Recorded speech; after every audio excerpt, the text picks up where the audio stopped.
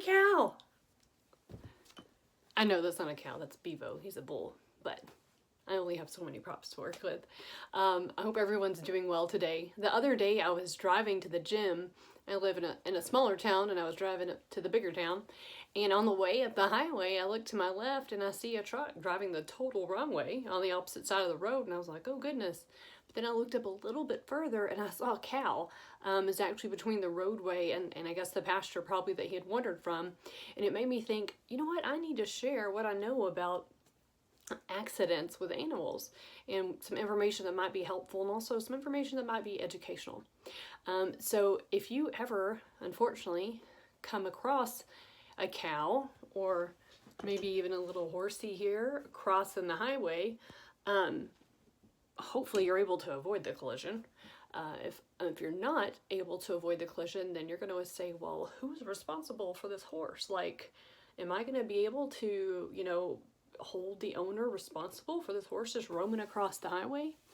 And what you have to find out is where the collision occurred. Are there any stock laws on file that do hold cattlemen responsible for their livestock that get loose and get out on the roadway? So Texas is what's called an open range state, and that means actually farm or ranchers aren't required to fence their animals, and it's been like this pretty much since its inception. But as the state grew, cars came along, and legislators and citizens alike became concerned for the safety of those traveling on the road and who potentially might come into contact with a horse off of its land or a cow off of its land. So that's when stock laws came along. And the 254 counties in Texas each have the option to have those stock laws. And if you want to know if you live in a county where they have them or not, it's kind of hard to find. It's not like stock laws are all saved in the same place. The county commissioner's notes might be a good place to start, and also check with your county clerk. They could probably direct you to that as well.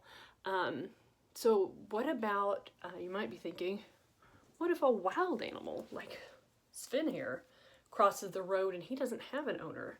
You're kind of out of luck there as far as holding someone responsible, but you can take some cautionary steps by having what's called collision coverage on your vehicle, and that will take care of your car or truck, whatever you're driving. And then also, if you don't have health insurance, you can have what's called personal injury protection to cover you for those injuries, because that's a no-fault coverage under policy.